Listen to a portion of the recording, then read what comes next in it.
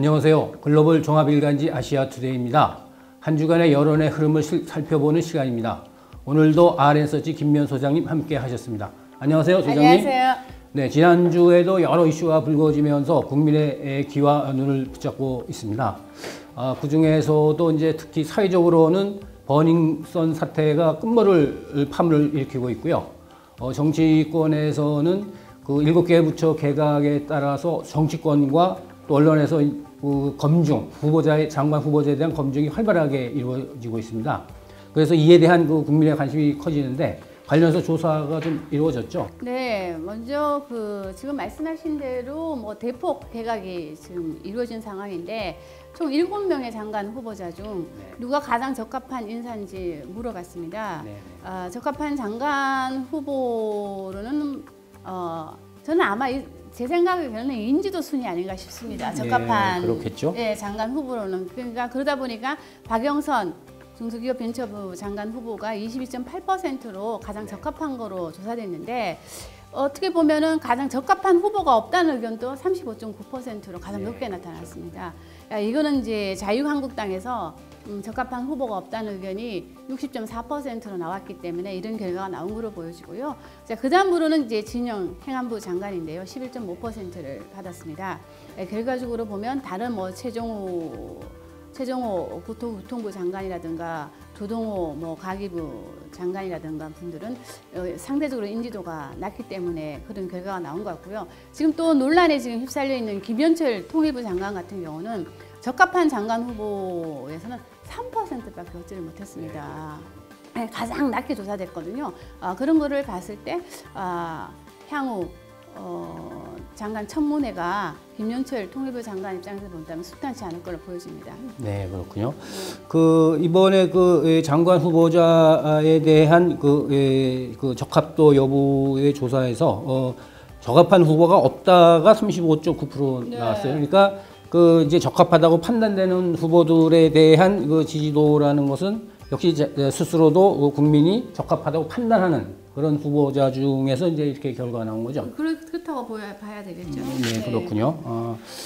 그 중에서도 지금 보면은 가장 1위가 이제 박영선 중소기업 벤처부 장관 후보자로 나와 있는데, 근데 좀 특이한 것은 19세 이상 20대에서는 진영 행정안전부 후보자의 지지도가 더 높았어요. 약간 차이긴 하지만 11.5니까 별 차이가 없는데 어떻게 보면 진영 행안부 장관 같은 경우는 상당히 이제 보수 진영에서 넘어오신 분이잖아요. 그리고 상당히 좀 뭐라 그럴까 좀 안정감이 있는 분이고 그러다 보니까 상당히 20대에서 박영선 후보와 비슷한 지지를 받는 거로 조사됐지만 결과적으로 보면 60세 이상에서는 박영선 후보가 의외로 23.6%로 적합한 라고 판단을 받은 반면에 진영 장관 입장은 8.9%로 가장 낮게 나타났습니다. 네, 그렇죠. 이거를 뭘 의미하냐면 60세 이상은 그동안 제가 여러 번 말씀드린 것처럼 보수성이 강한 분들이잖아요. 그러니까 60세 이상에서도 좀 보수 성향이 있는 분들은 박영선 중소기업 벤처부 장관에 대해서 상당히 높게 평가하는 반면에 60세 이상의 보수 성향 한국당 지지자라고 볼 수 있겠죠. 이런 분들은 진영 행안부 장관에 대해서는 매우 낮은 점수를 주고 있습니다. 일종의 배신자, 이라고 생각하는 거라고 볼 수 있겠죠. 네. 그와 관련해서 또 살펴보면은 자유한국당 지지층에서는 적합한 후보가 없다가 60.4%나 나왔어요. 그건 어떻게 보면 될까요? 그거는 당연하다고 생각이 듭니다. 60.4%. 결국은 민주당에서 한 인사다 보니까 자유한국당에서는 반대하는 게 당연하다고 보여지고요. 진영 행안부 장관에 대해서 조금 더 얘기하면 대구 경북에서도 적합하다는 게 8.1%밖에 나타나지 않았습니다. 역시 이거는 아까 제가 말씀드린 것처럼 진영 장관에 대한 어떤 섭섭함 이런 것이 좀 녹아 있는 게 아닌가 싶습니다. 그렇게 볼 수 있겠네요. 그리고 이와 이제 반대되는 개념에서 그러면 부적합한 장관 후보자는 누구로 보냐 이렇게 좀 조사를 했죠. 그런데 부적합한 장관 후보를 보더라도 박영선 중소기업 벤처부 장관이 1위를 했습니다. 그러니까 박영선 장관 후보 같은 경우는 호불호가 갈리는 사람이잖아요. 그렇다 보니까 역시 박영선 뭐 후보에 대해서 높게 평가하시는 분도 있지만 의외로 좀 부적합하다 생각하는 사람도 한 20%로 조사되었습니다. 네, 그렇군요. 그 부적합하다고 생각하는 후보자들 중에서 박영선 후보와 김현철 통일부 장관 후보자의 그 부적합도는 거의 뭐 비슷한 걸로 똑같다고 봐야 나타났어요. 되겠죠. 예. 19.6%로 김현철 통일부 장관도 상당히 부적합하다는 생각하는 조사가 됐는데요. 그런 걸 감안해 봤을 때 박영선 그리고 김현철 통일부 장관의 청문회는 상당히 뭐라 그럴까요? 여야 대결이 치열할 거로 보여지고 아마도 뭐 개인적으로 생각해 볼 때 박영선 벤처부 장관과 김현철 통일부 장관 같은 경우는 인사청문회 보고서가 채택되기가 조금 힘들지 않을까 이런 생각이 좀 들고요. 네, 그것도 하여튼 뭐 지켜봐야 될 것 네. 같습니다. 네. 그리고 그 김현철 통일부 장관 후보자의 경우를 보면 어쨌든 전체적으로 보면 박영선 후보보다는 조금 낮은데 이제 연령적으로 보면은 50대 이상에서는 오히려 김현철 통일부 장관 후보자가 오히려 부적합도가 더 좀 높게 나왔고. 그거는 뭐 당연한 결과를 네. 보여지는 게 50대 이상, 60대 이상에서는 김현철 통일부 장관이 부적합하다고 생각하는 게 상대적으로 높게 나타났는데요. 이거는 뭐 50대, 60대 이상에서는 안보 이슈에 대해서 매우 민감한 분들이기 때문에 김현철 통일부 장관의 그동안 발언 같은 것은 보수 성향에서 볼 때는 상당히 받아들이기가 힘든 부분이 있죠. 뭐 금강산 피격 사건에 대해서 이야기라든가 뭐 금강산 개방을 해야 된다. 뭐 이런 여러 가지 논란이 결국은 김현철 통일부 장관의 지금 발목을 잡고 있는 것으로 나타나고 있습니다. 그 지역별로 봐도 김현철 후보자에 대해서 부적합하다고 생각하는 사람들이 오히려 경기 인천을 제외하고는 거의 다 더 높은 걸로 이렇게 나와 있어요. 보니까. 네. 그런데 이제 또 한 가지 이제 볼 것은 대구 경북 지역에서는 오히려 박영선 벤처부 장관에 대한 그 불만족도가 근 30%에 가까이 나타났거든요. 오히려 이제 TK 그러면 보수 성향이 강하기 때문에 김현철 통일부 장관에게 상당히 더 많은 부적합하다고 생각하는 게 높을 걸 예상이 됐는데 이런 결과가 나온 거는 역시 박영선 장관이 그동안 보여준 캐릭터랄까요? 퍼스널리티에 대해서 상당히 TK에서는 비호감이 좀 많은 게 아닌가. 그래서 이런 결과가 나온 것 같습니다. 네. 김현철 통일부 장관 후보자의 경우는 역시 청문회를 통해서 그동안 제기됐던 여러 가지 발언 문제 등을 잘 해명을 해야 될 것 같습니다. 저는 뭐 해명은 한다고는 보여지지만 자유한국당 지지층에서 보면 김현철 통일부 장관에 대한 반대 여론이 27% 그리고 박영선 벤처부 장관에 대한 반대 의견이 26.4% 나타났습니다.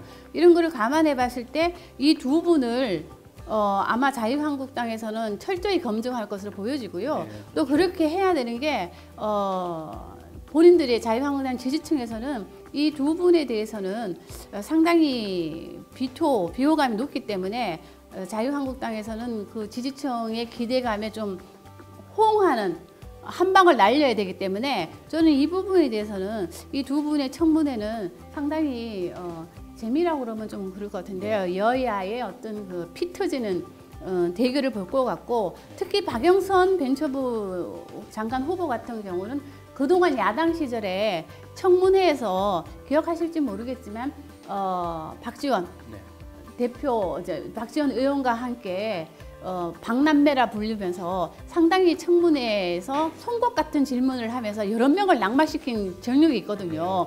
그렇기 때문에 아마 이번에 자유한국당에서는 상당히 칼을 갈고 나올 것으로 보여집니다. 네. 청문회가 이제 다음 주부터 시작이 되는데요. 청문회 과정이라든지 청문회 후에 국민들이 어떻게 판단할지 그것이 상당히 또 영향을 줄 것 같습니다. 좀 지켜봐야 할 것 같습니다. 그리고 아까도 이제 말씀드렸지만은 최근에 가장 사회적으로 핫 이슈는 역시 강남클럽 버닝썬 사태입니다. 네. 처음에 손님의 폭행 시비로 시작되다가 마약, 성폭행, 그다음에 몰카 동영상 문제에 이어서 이제 다시 경찰과의 유착 관계 이런 의혹이 이제 제기가 됐어요.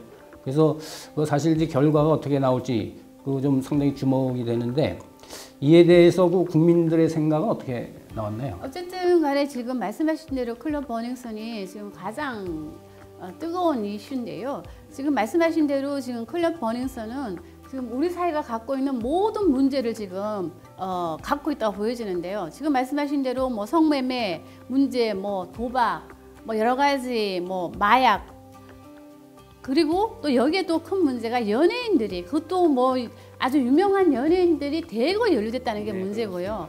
지금 또 문제가 되고 있는 게 지금 그 여성 폄하 발언 같은 거, 카톡방에서 벌어진 여성 폄하, 그다음 여성 동영상을 서로 돌려봤다는 거, 성폭, 그것도 여성 몰래 몰카죠. 그거라도 돌려봤다는 이런 부분에 대해서는 지금 상당히 많은 여성들이 분노하고 있을 거로 보여지고요. 어쨌든 우리 국민 중에 10명 중 7명은 경찰과 지금 말씀하신 대로 클럽 버닝썬이 유착관계였다는 거고 지금 판단하고 있는 걸로 조사됐습니다.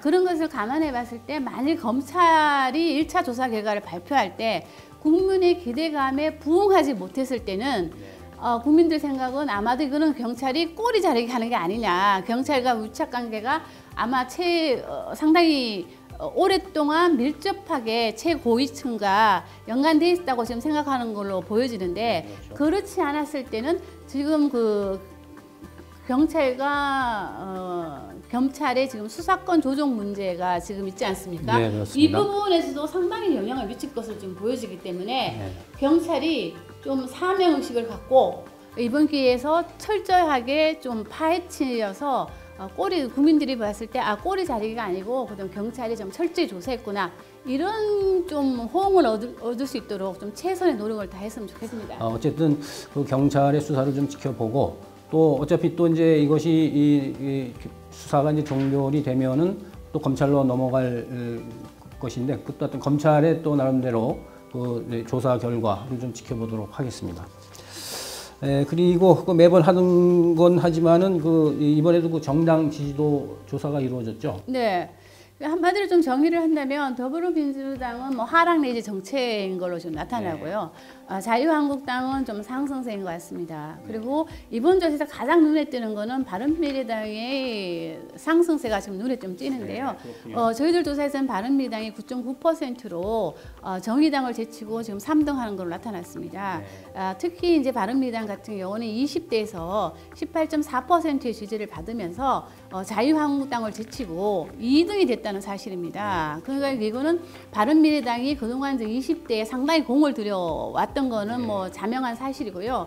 또 거기에 또 더 맞춰 손학규 대표가 범국제 미세먼지 위원회를 만들자고 제의를 해서 반기문 유엔 사무총장을 추천하지 않았습니까? 이런 것이 어떻게 보면 미세먼지에 지금 가장 민감한 반응을 보이는 게 20대, 30대거든요. 그런데 무슨 그런 층에서는 반민당이 상당히 뭐라 그럴까요? 대안정당으로서 지금 역할을 하고 있다고 지금 평가를 하는 것 같습니다.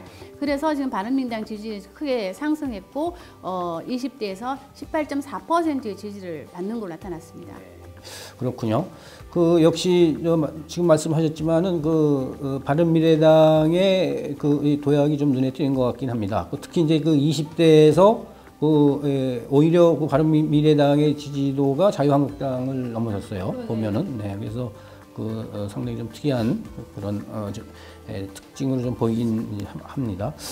이제 20대에서 같은 경우는 정의당보다 지지율이 10%포인트 이상 높게 났거든요. 반민당이. 그래서 결국 말하면 젊은 보수, 젊은 중도 보수들의 표를 지금 흡수하고 있는 걸로 나타나기 때문에 어쨌든 바른미래당의 지지율 상승은 더불어민주당과 자유한국당 양측에 좀 위협적이지만 개인적으로 볼 때는 더불어민주당 측에 더 위협적이 않을까 지금 생각이 듭니다. 왜냐하면 더불어민주당에서 20대에서 더불어민주당 지지율은 32.7%로 전체 지지율보다 한 3%포인트 이상 낮은 걸로 나타났거든요. 그런 걸 감안했을 때 역시 바른미래당의 지지율 상승은 양당, 거대 두 양당에게는 위협적이지만 더불어민주당에게는 좀 더 위협적이지 않을까 싶습니다. 네. 그 자유한국당의 경우 그 한교안 대표가 새로 이제 부임하면서 이 보수 통합의 그 목소리를 지금 높이고 있거든요. 그와 관련해서 그 바른미래당의 지지도가 높아가고 있는 것은 뭐 어떤 영향을 미치지 않을까요? 저는 만일에 바른미래당 지지율이요 10% 초중반 때만 기록만 한다면 상당히 자생할 수 있는 정당으로서 기반을 다질 수 있거든요. 그랬을 때는 보수 통합을 한교안 대표가 원하는 자유한국당 중심이 아니라 바른미래당에서는 독자 생존하면서 차기 총선을 대비할 것을 보여집니다. 만약 10% 중반대의 지지율이 나온다면 저는 바른미래당에서는 보수 통합을 오히려 바른미래당 중심으로 하려고 하겠죠. 네, 예. 그래서 한교안 대표 입장에서는 그래 쉬워 보이지 않는 게 물론 지금 자유한국당 지지율이 상승세를 지금 타고 있는 거는 사실인 것 같은데요. 27.2%를 기록을 했습니다. 이 지지율이 상승하는 요인을 보면 역시 60세 이상에서 근 40%의 지지를 받는 걸로 나타났고요. TK에서도 53.6%의 지지를 받는 걸로 나타났습니다.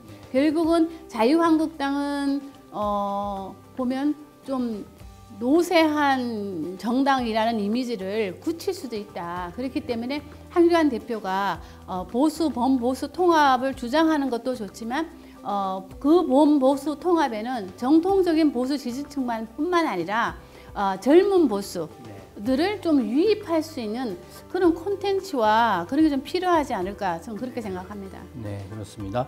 더불어민주당과 자유한국당으로서는 역시 좀 더 많은 지지도를 좀 얻기 위해서 나름대로 고심을 좀 더 해야 될 것 같습니다. 네, 그렇습니다. 네, 지금까지 RS서치 김미연 소장님과 함께 지난주의 여론의 흐름을 짚어봤습니다. 감사합니다. 감사합니다.